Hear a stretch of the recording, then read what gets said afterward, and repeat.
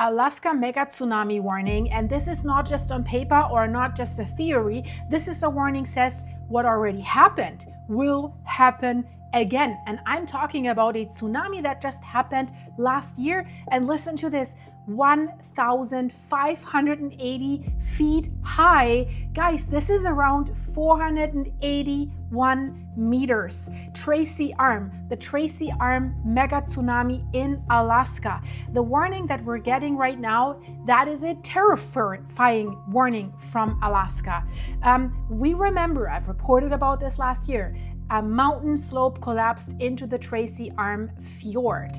And that's like a bathtub effect. And the animations that they have now that they just released, they are absolutely amazing because they show you what has actually happened when this mountainside collapsed. And this was happened near the South Sawyer Glacier. So basically, this was something like Blutton in Switzerland that we also remember last May, but not only the mountain and the glacier collapsing just into that valley and burying the village of Blutton, that whole thing came down into the water. And if you displace water, and this is a fjord where you have the steep slopes on all sides, where is the water going? That's why it created this tall tsunami, right? It sent this tsunami 1,580 feet high up the wall of the fjord, and this is taller than the Empire State Building. This is taller than the CN Tower or the Eiffel Tower, and it's just a little bit below the highest tsunami ever recorded. And a friend of mine sent me a picture talking about his Alaska trip a few years ago, and I looked at the picture and I'm like, whew, you were lucky because this was the spot of that landslide. You were just lucky that this wasn't happening when your ship was actually in there. And he was very surprised. I'm like, really? Yes, really. And what I'm about to tell you right now is even more important. And when we look at the new data that we have. But do me a quick favor, guys, that doesn't cost you anything. Leave this video a like and a hype. Share it with your friends. It helps my channel and it doesn't cost you anything. So the part where I say that should make everyone stop, because Shizzy could have hit the fizzy even worse than it did with that landslide, right? Let's imagine that. This happened in a fjord used by cruise ships, sightseeing boats, and kayakers. If you're a kayaker,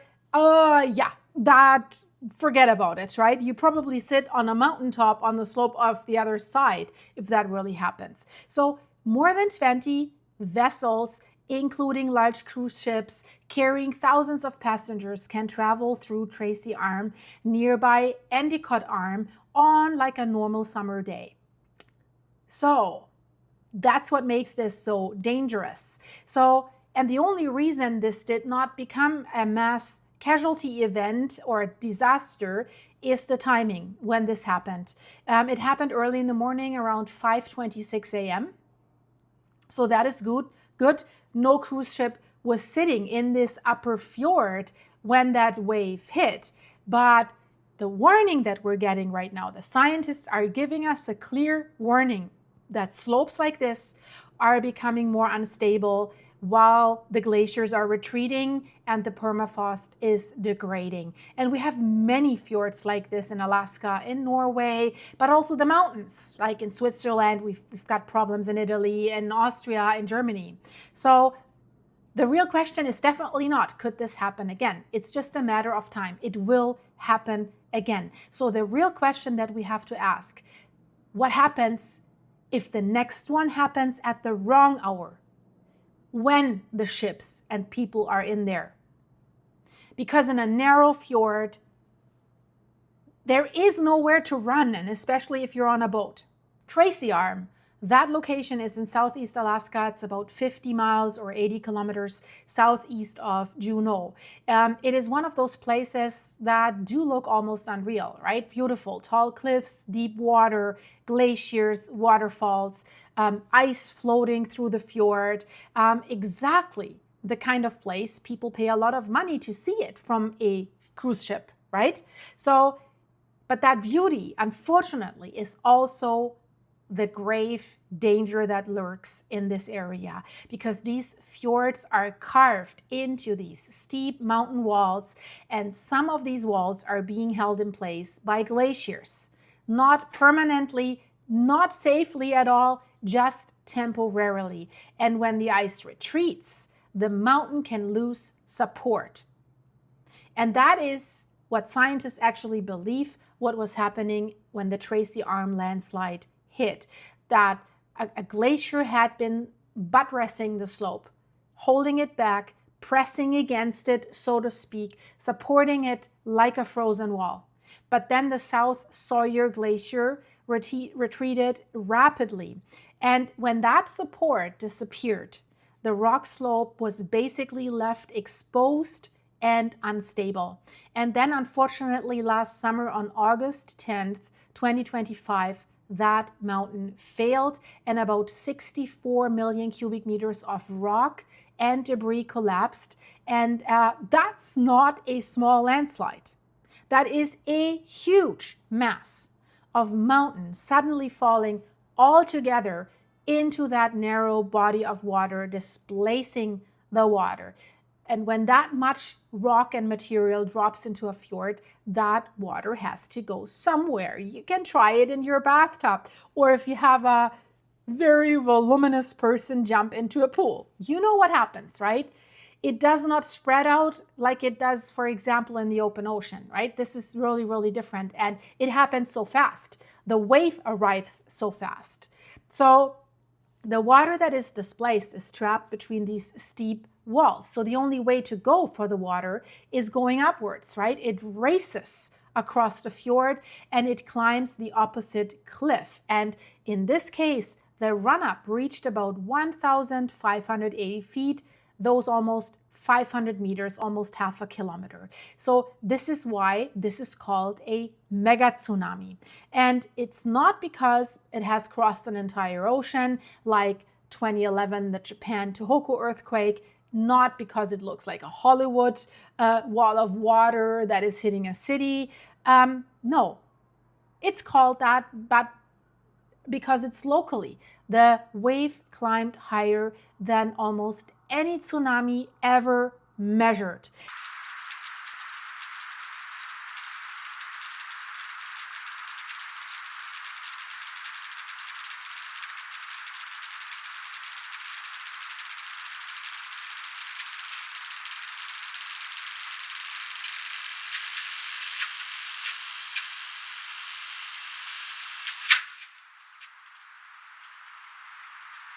And this is where what I'm about to tell you now gets even more intense, because computer simulations showed a breaking wave about 330 feet high, that's roughly 100 meters, racing at more than, and now listen to this, 150 miles per hour or 250 kilometers per hour when it slammed onto the opposite shoreline. So a 330-foot breaking wave inside a narrow fjord, that is almost impossible to survive if a vessel is in there, is close to that wave. I would say impossible. I would leave out the almost. So a cruise ship in the wrong place would not simply ride that out like a normal swell. You can ride out tsunami waves if you're out in the open water, but there, nope. That's why we've recently seen it when there was this earthquake in Japan and that tsunami warning and the sirens were going off. The ships that could in the harbor, they were driving out. They were going out to open water.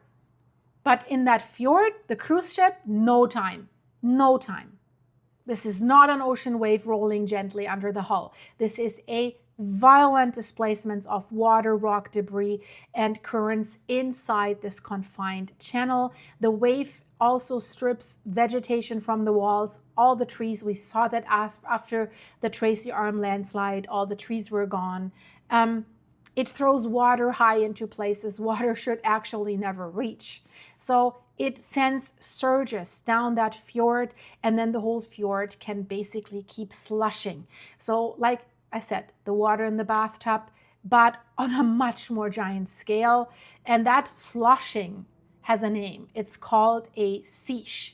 And in Tracy Arm, the water movement lasted long after the first impact. It was not short-lived. So people far from the actual landslide still noticed strange water behavior.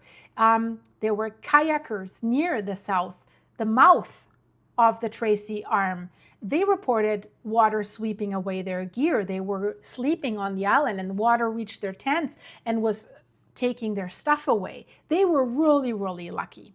So also the NOAA tide gauge in Juneau recorded tsunami waves far from the landslide, even though the main destruction was just local, thankfully. But they also knew the water was rising. And I think that is actually one of the most important points. A mega tsunami in a fjord is not always about this one giant wave that is traveling across the Pacific. Yes, it can be extremely local, but inside that local zone, it can be very catastrophic. And this is why Alaska has a special problem, we have to name it. Alaska is full of these steep mountains, deep fjords, glaciers, lots of earthquakes, Pacific Ring of Fire, landslides, cold region slopes that are now changing fast. So the Geophysical Institute actually is giving us a warning that the likelihood of similar large-scale events has increased across the north as the glaciers retreat and the permafrost degrades. So my question is, should we still let the cruise ships in there? Does that still make sense?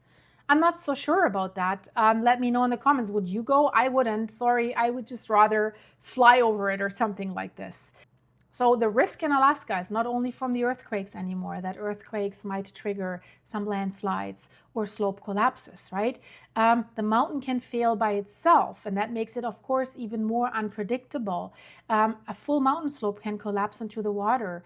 A glacier can retreat just enough to remove the support, right? And the tsunami can happen before anyone has time to understand what has changed.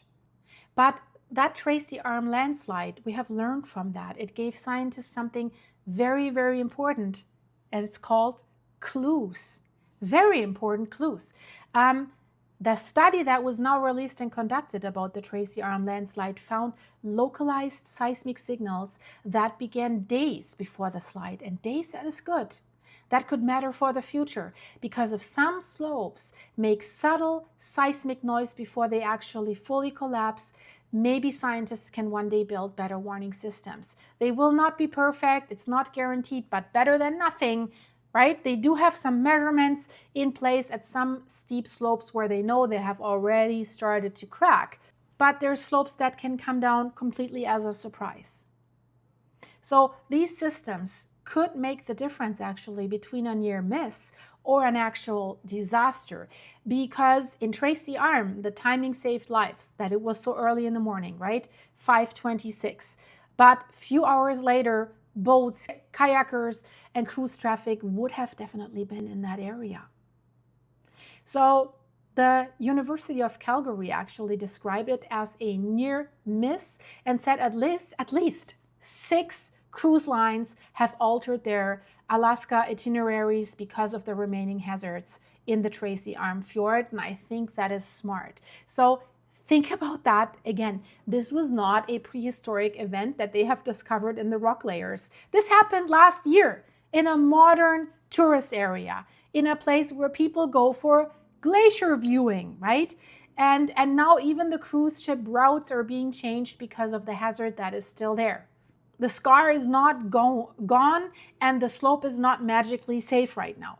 Actually, the USGS tells us steep mountainous landslide areas remain unstable for years after an initial landslide, and continued rockfall or smaller landslides from the exposed scar area could still hit the water and create future local tsunamis. So when we ask, is Tracy Arm safe right now? The honest answer is the area is still being watched because it remains hazardous. And again, this is not only about Tracy Arm. The same pattern exist in other fjords that have glaciers especially, but even without glaciers. Now let's compare this with the most famous mega tsunami in history. Also not that long ago, 1958, another Alaska landslide generated in the Lituya Bay created a mega tsunami with a run-up of up to 1,730 feet or 530 meters, the highest known tsunami run-up ever recorded. And then Tracy Arm last year is second after that. That's why this is not a random landslide story or a random warning. This is serious. And the failure can sometimes be sudden. And the researchers tell us this event was very surprising because, unlike some giant rock avalanches that show slow movement for weeks, months, or years, even Bluton did show something a few days before it happened. Tracy Arm did not show this obvious long warning pattern that you might expect. It did not. There was only minor seismic noise, so slight it may not have caught attention. And this is the absolute nightmare for warning system. Some slopes may advertise their failure, good, but others may stay and did stay quiet until they collapse.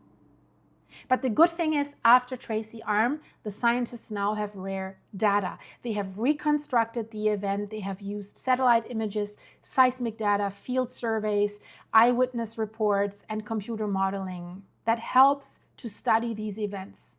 So I hope you found that interesting. I'm putting some other very interesting videos here in the end screen, and I hope to see you there in a second, guys, because so much is going on and strange things are absolutely going on with these earthquake swarms in Nevada, and 3 right now. They keep coming, and they are so clustered near 3 secret sites: Area 51, Area 52, Tonopah Nuclear Test Range, Navy. Is that a coincidence? Of course, we're asking that question when we look at the recent situation in the world. I have dissected that for you. Check out the video in the end screen. I see you there, hopefully. Stay safe, guys. Bye-bye.